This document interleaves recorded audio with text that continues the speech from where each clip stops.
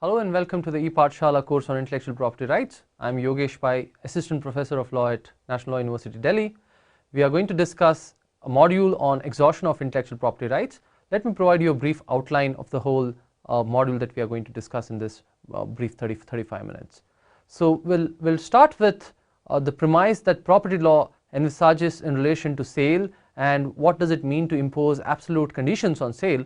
what it means to have first sale doctrine in intellectual property law, different kinds of intellectual property involving patents, copyrights and trademarks, whether there are any exceptions to first sale, and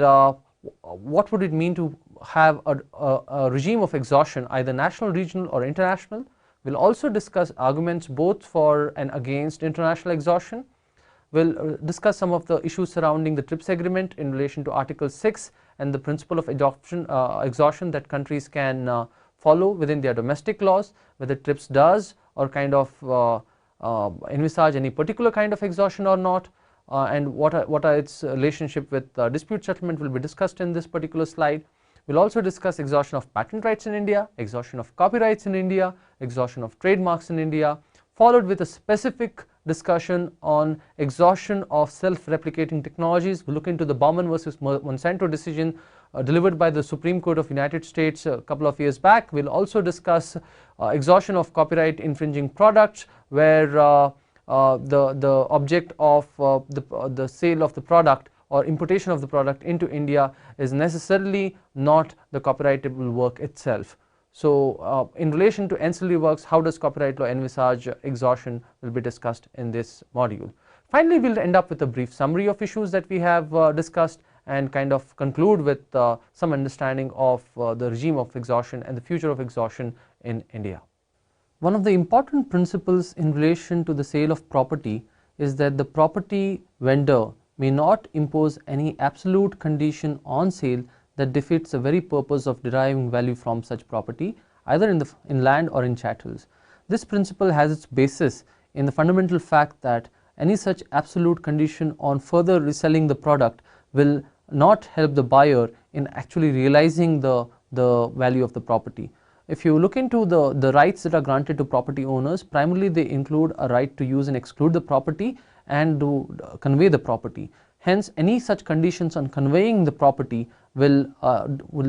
kind of impose absolute restriction on the ability of any buyer to enjoy the property in its fullest sense. Now, this principle has been extended in relation to IP, which is called as the first sale doctrine, which means that any kind of argument in relation to first sale would involve a situation where the buyer of a product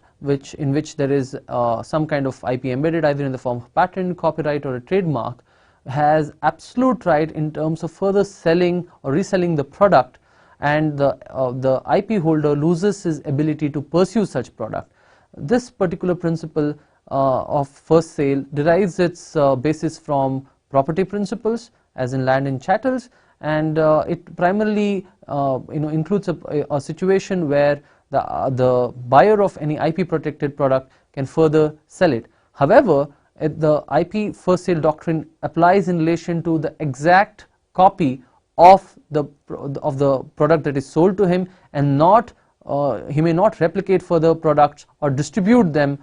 without the permission of the intellectual property holder. So the first sale doctrine, it's clear, only applies to that particular product which has been sold and not to any other product that he may make copies, because that would directly conflict the right of reproduction and other kinds of distribution rights involving the IP rights holder. However, there are certain notable exceptions to first sale. One of those exceptions is that in relation to a computer program or a sound recording or a cinematographic film, the first sale doctrine shall not apply. And this is very clear from one of the decisions of the Delhi High Court in Santosh VG, where the defendant was running some kind of a video parlor or rental service, and the defendant was renting out his CDs and DVDs, and which were lawfully sold in United States and Canada. The defendant used to import those CDs and sell them here for a rental fee. Now, in this case, the plaintiff, which was a leading film production company, in the United States filed a case alleging that defendant in India had no rental licenses in his favor, and that all acts of rental would amount to a copyright infringement under section 14 clause D clause 2 read with section 51 of the act, which deals with infringement. Now the contention of the defendant was that all of its CDs and DVDs were legally authorized to be sold within USA, and hence the first sale doctrine would apply. Now the court said that this first sale doctrine, which is allowed under section 14D read with clause 2M, incorporates a principle of first sale doctrine. However, it does not apply to classes of works which are not mentioned in that particular clause. So section 14, the court took note of section 14 and said that copies not already in circulation would definitely mean that there is a first sale doctrine. However, such in case of cinematographic film, making unauthorized copy of the film or selling it for hire would mean that would amount to an infringement, and hence specifically in the context of cinematographic film, where there is a clear rental right enshrined in the act, the first sale doctrine would not apply. Now, apart from these notable exceptions to first sale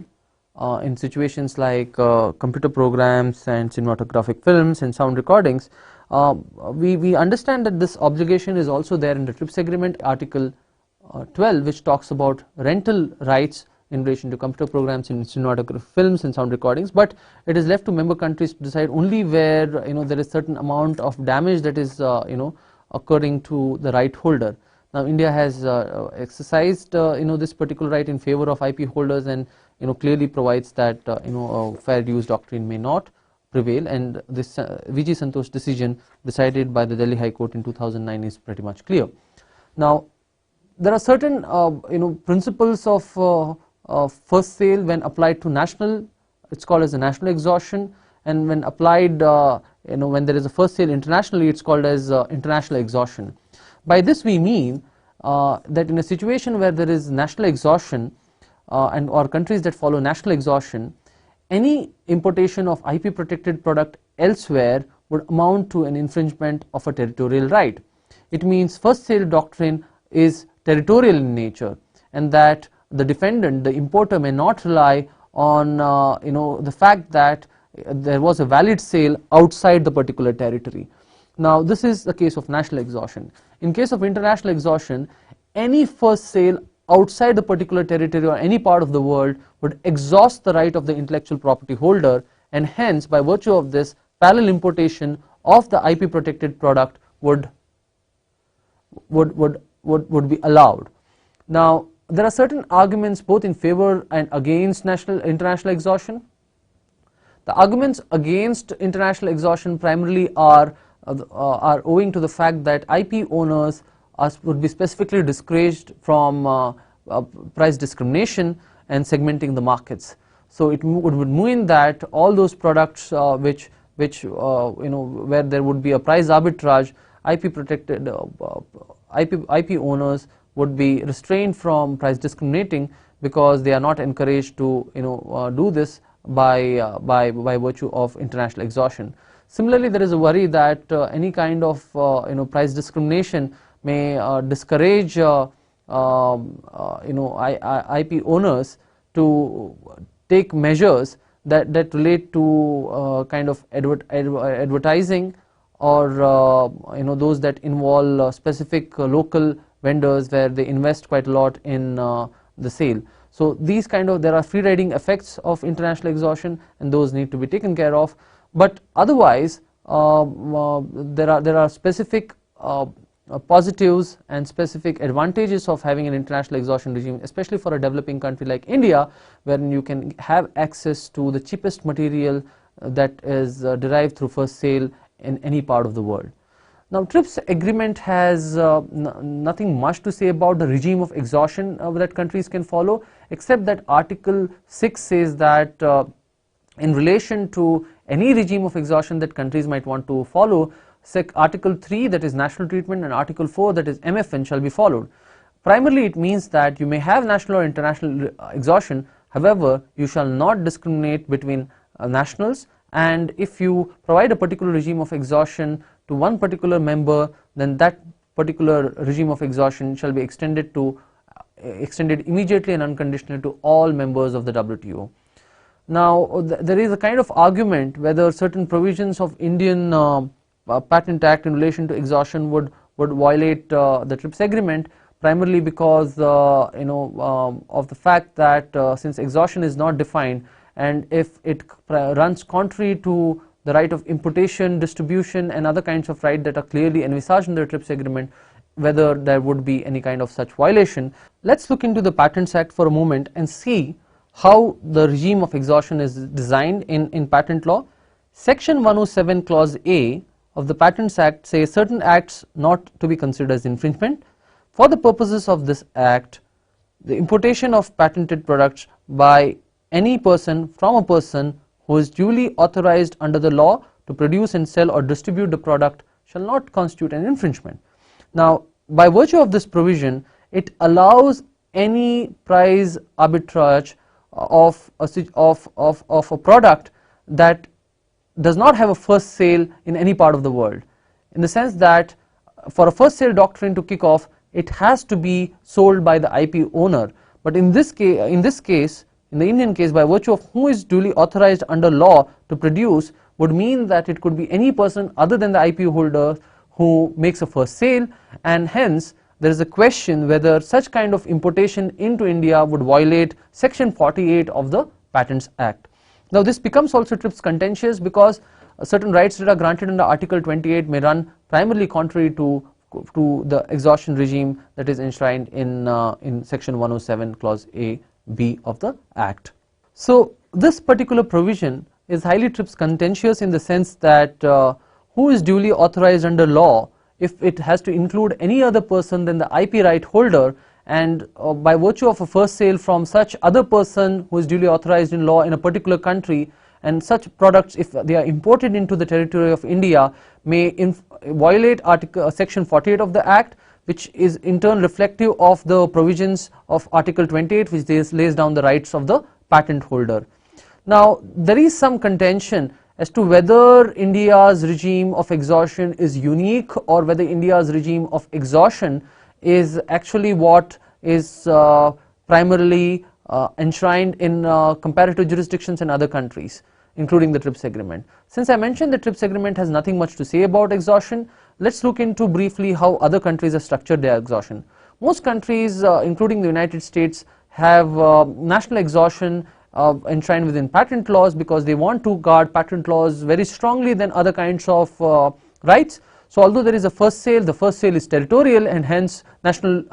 exhaustion kicks in. However, in one of the decisions called Merck versus Steffer, decided by the European Court of Justice way back in the 1980s, it says that wherever there is a first sale in a country where the patentee has taken the risk, in spite of the fact that he does not own a valid patent there, has put the product in the market, the exportation of such products outside a particular country and importation into the other country would not constitute an infringement of the patent right in the country in which it is imported. Practically means that a situation similar to India, where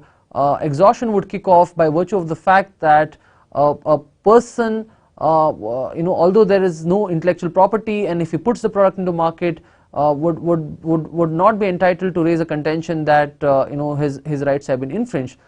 This Merck versus Steffer decision is kind of unique because the court's argument was A, that there should be free trade within the European communities, and second B, that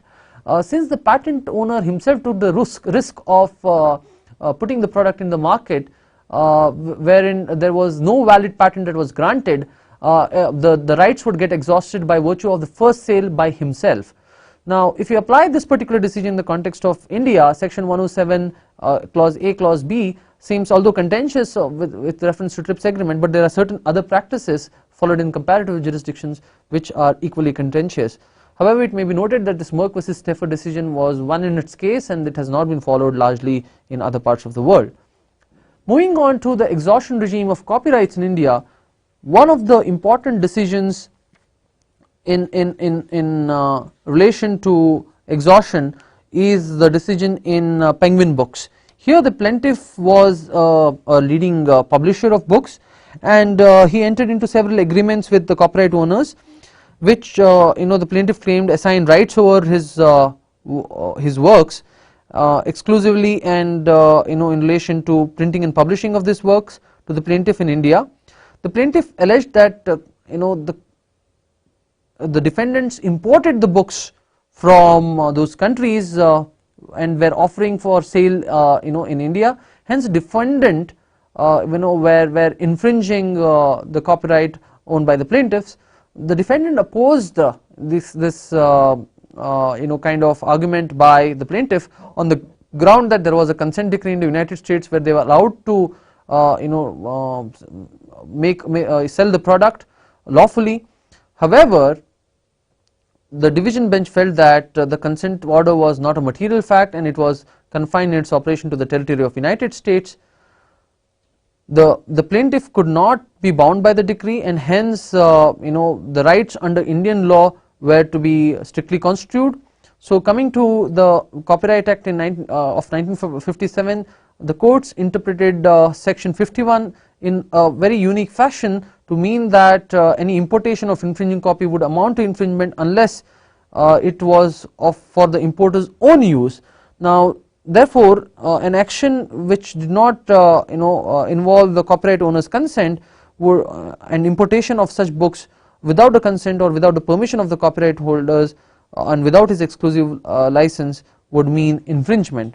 Now this particular decision raised many issues, and the interpretation of specifically section 51 clause B clause 4 read with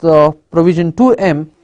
meant that in relation to copyright India followed a national exhaustion regime. However, this particular section 14 was amended in 1994 post the Penguin Books decision to include the first sale doctrine, and some have argued that by virtue of section 14 being amended and inclusion of the first sale doctrine, the first sale doctrine is not just territorial but it is international exhaustion.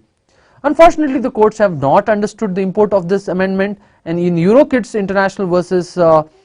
India Books Distributors Limited, a case decided in 2005 by the Bombay High Court, the court has come to a conclusion by relying again on Penguin Books that section 4A2 provides for a fair use for a first sale doctrine. However, it's limited to national exhaustion when read along with the meaning of infringing copy in section 52B4. Interestingly, the courts have gone ahead in India to provide parallel exports as such, and this concept is very unique because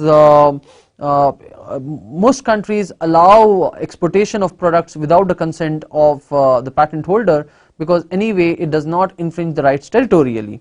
However, in this case of John Wiley and Sons versus Prabhat Chander Kumar Jain, a case decided by the Delhi High Court in 2010, the plaintiff was a leading publisher of academic scientific journals which had a wide circulation, and he came out with a low priced edition of the book in Indian market. These editions were meant for sale only in India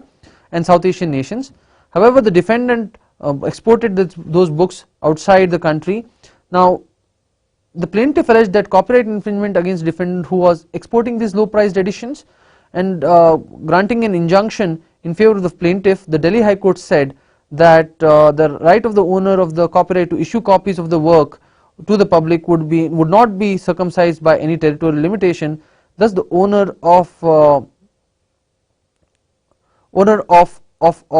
copyright would have the worldwide right to issue such copies of the work. Now this primarily means that the court has completely got this particular proposition in an erroneous fashion, because section 14 clearly says that copy is not already in circulation. It means what you do with the copies in terms of either selling them within India or outside India is left to the buyer and not to the IP holder. Now this particular view is kind of per incurium when you consider the actual meaning of an import of section 14A clause 2. Owing to the fact that many court decisions in India have interpreted section 14 to mean first sale as applied to Indian territory and hence national exhaustion,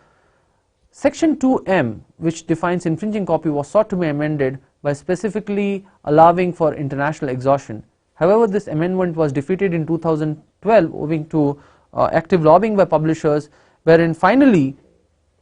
the Ministry of HRD came to a conclusion that post the amendment, a report on what kind of regime, copyright regime, exhaustion regime should follow would be commissioned, and NESR, that is National Council for Applied Economic Research, was commissioned this report, and they have come to a conclusion that in the interest of consumers and the benefits that are due to consumers by virtue of international exhaustion, it would be important that countries follow international exhaustion, and they have done a fantastic empirical study which is available on the website of the Ministry of HRD. In relation to exhaustion of trademarks in India, the provisions are quite unique in the sense that it has been highly contested in court decisions, and currently a case regarding whether India follows international exhaustion or national exhaustion in relation to trademark is pending in the Supreme Court. Now, if you look into Section 30 Clause 3 of the Trademarks Act, it reads that where the goods bearing a registered trademark are lawfully acquired by a person, the sale of goods in the market or otherwise dealing in those goods by the person or by a person claiming under or through him is not infringement of trade by reason only of A, that the registered trademark may have been assigned by registered proprietor to some other person after the acquisition of those goods, or the goods having been put on the market under the registered trademark may mark by the proprietor with his consent. The only exception to this provision is Section 4, which reads that subsection 3 shall not apply where there exist legitimate reasons for the proprietor to oppose further dealings in goods, in particular where the condition of goods has been changed or impaired after they have been put on the market. Now, in Samsung decision, which was decided initially by the single bench, Samsung Electronics versus Kapil Wadhwa 2012 decision, the single bench came to a conclusion that the regime in India under Section 33 read with Section 29, they came to a conclusion that trademark regime was national in character, exhaustion was national in character. However, this was immediately challenged in the division bench, and the division bench, looking into the objects and reasons of the act and the general principles of interpretation, have come to a conclusion that India follows international exhaustion regime for trademark. Primarily, the reliance placed by the division bench was on the objectives of the act, which clearly state that the reason for amendment was to specifically incorporate an international exhaustion regime in India, and they have made certain remarks over the single bench's decision where the interpretation and the interpretive techniques that were used by the single bench in relation to Section 33 of the Act were not upheld by the division bench. However, as mentioned, this case has now gone to the Supreme Court, and we are expecting the Supreme Court to rule on the kind of regime of exhaustion that India follows in relation to trademarks. Now let's discuss certain specific issues in exhaustion relating to self-replicating technologies. Now, self-replicating technologies are those technologies wherein by virtue of the nature of technology itself, it makes copies. So if I were to buy a self-replicating technology and without my active involvement, if there is any kind of replication, would I be entitled to those copies that arrive out of such self-replicating technology is an important question. In Baumann versus Monsanto, a decision of the Supreme Court of United States, the US Supreme Court came to a conclusion that in relation to self-replicating technologies, the regime of exhaustion that is followed would be the first sale doctrine. However, it applies only to the exact copy that was purchased from the buyer. Now, Baumann's argument was that since the technology is self-replicating, he should be allowed to save and resow the seeds and resell them by virtue of the first sale that occurred in relation to the original product that was purchased from Monsanto. So by virtue of this decision, the US Supreme Court came to a conclusion that if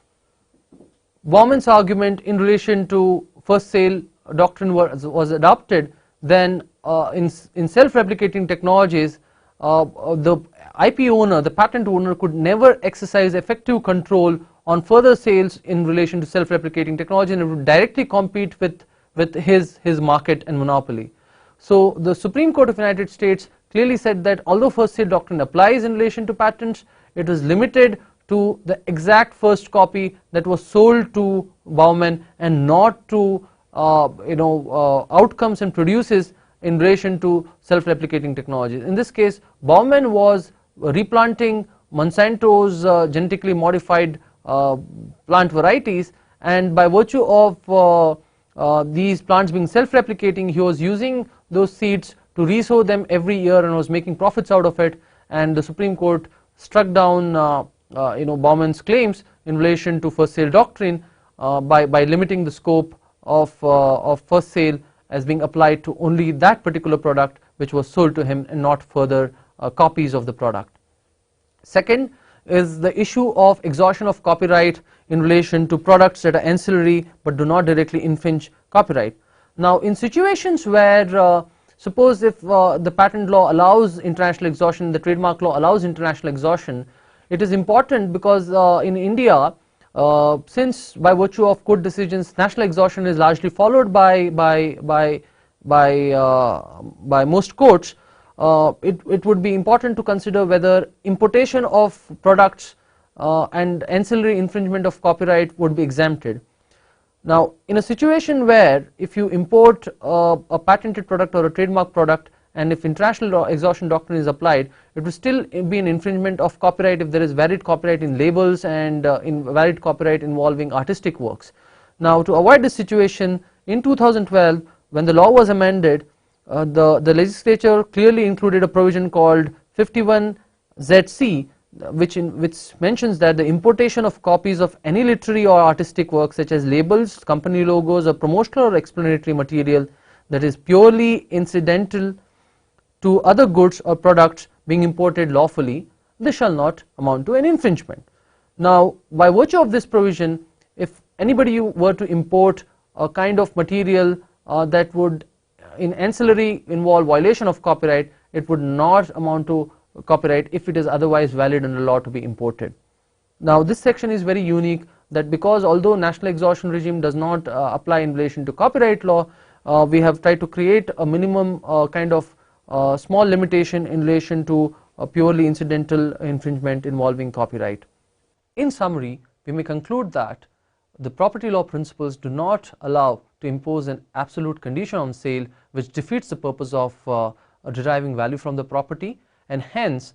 any vendor cannot impose a condition which states that the buyer of the property cannot further sell it. This condition has been extended to intellectual property by way of the first sale doctrine, which means that a buyer of an IP protected product can further sell the same physical copy of the product and not make multiple copies. However, the first sale doctrine is going to help only with reference to the exact product and not the technologies that are reproduced. Furthermore, there are certain exceptions in relation to both cinematographic films and sound recordings, and also computer programs that are envisaged both in the TRIPS agreement and also in the domestic laws, where the basic idea is that in relation to these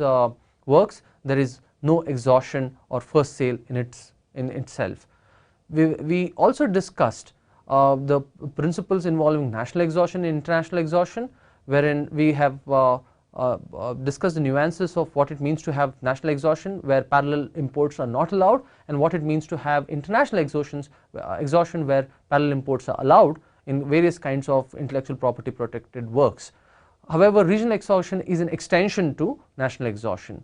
We also discussed the arguments for and against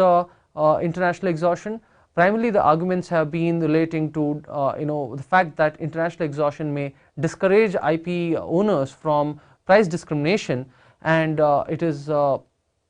also important to understand that price discrimination,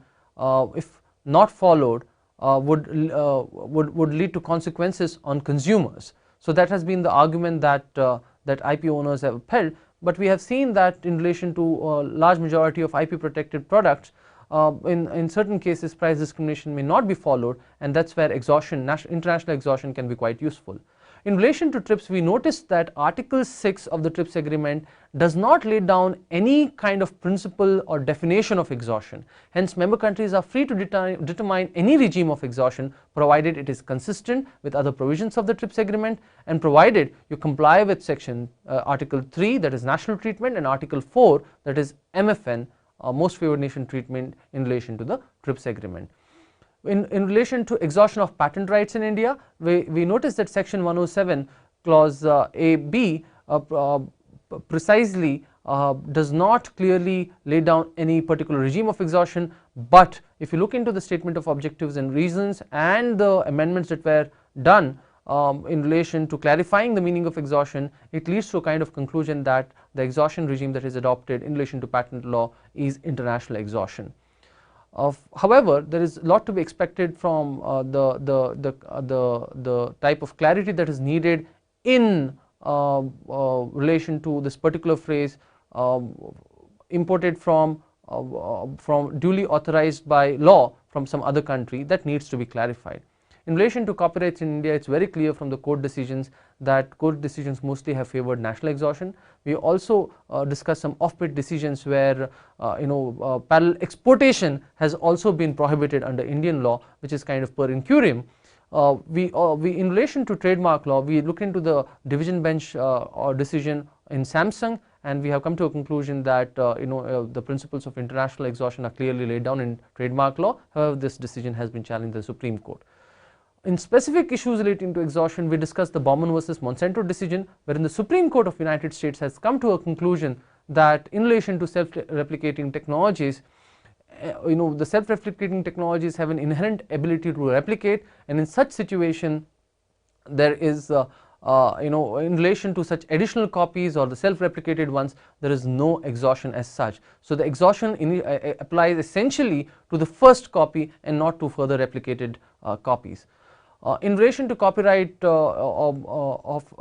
copyright infringement of products that are imported and ancillary infringement, we know that the recent 2012 amendment has included a provision in relation to fair dealing under section 52, which allows that any kind of infringement as an ancillary to a product being imported, a copyright infringement in relation to a product being imported is not considered as infringement within the copyright law.